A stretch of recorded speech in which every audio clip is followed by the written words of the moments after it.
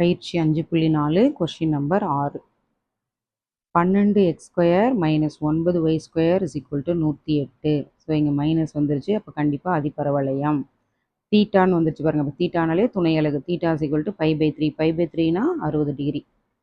இதில் தொடுகோடு மற்றும் செங்கோட்டு சமன்பாடுகளை காண்க. ஸோ 2 சமன்பாடு கண்டுபிடிக்க சொல்கிறாங்க. தொடுகோடு, செங்கோடு. துணை அலகு வடிவத்தை பயன்படுத்துக.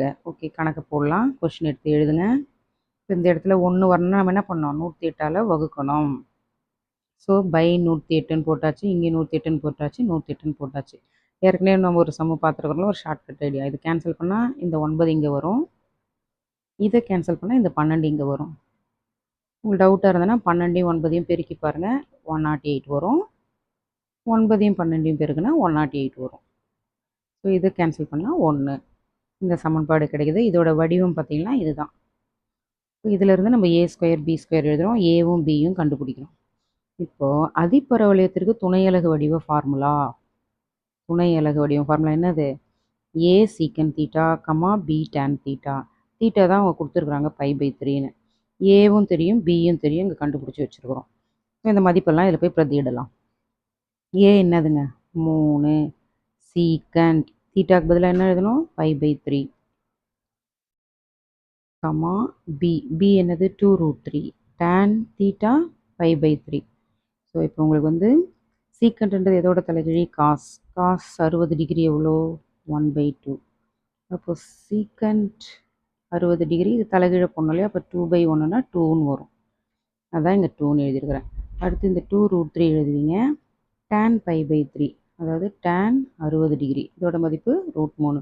ஸோ இந்த மதிப்பெல்லாம் நல்லா தெரிஞ்சு வச்சுருக்கணும் நீங்கள்.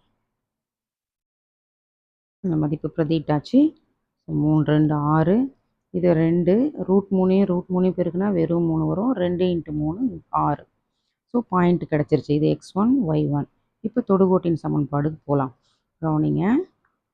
அதாவது தொடுகோடு மற்றும் செங்கோட்டு சமன்பாடு துணை அலகு வடிவம் அப்படின்னா எப்படி எழுதணும்னா, இங்கே பாருங்கள், அதாவது x²க்கு பதிலாக x(x1) எழுதணும், y² பதிலாக y(y1)ன்னு எழுதணும்.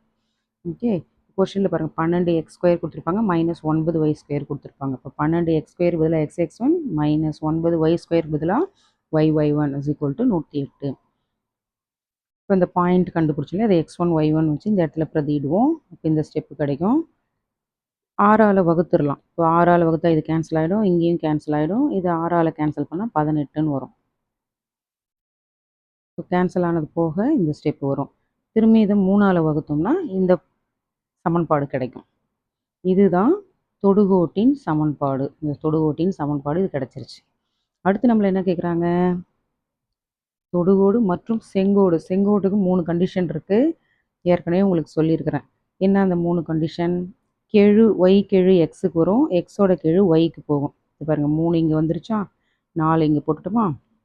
First point. அடுத்த பாயிண்ட்டு குறி மாறும். இங்கே மைனஸாக இருந்தால் ப்ளஸ்ன்னு மாறும். ஸோ 2 பாயிண்ட் முடிஞ்சுது. 3ஆவது பாயிண்ட் என்னது? என்ன ப்ளஸ் மைனஸ் எதுவாக இருந்தாலும் இங்கே நம்ம +kன்னு எழுதணும். ஸோ கெழுவை மாற்றினீங்க, குறியை மாற்றினீங்க, k+kன்னு எழுதுனீங்க. இப்போ இந்த எக்ஸுக்கும் ஒய்க்கும் பதிலாக இந்த 6,6 பிரதியிட்டோம்னா கேவோட ஆன்சர் கிடைக்கும். இந்த கேவோட மதிப்பு இப்போ இங்கே பிரதியிட்டிங்கன்னா அதுதான் செங்கோட்டின் சமன்பாடு.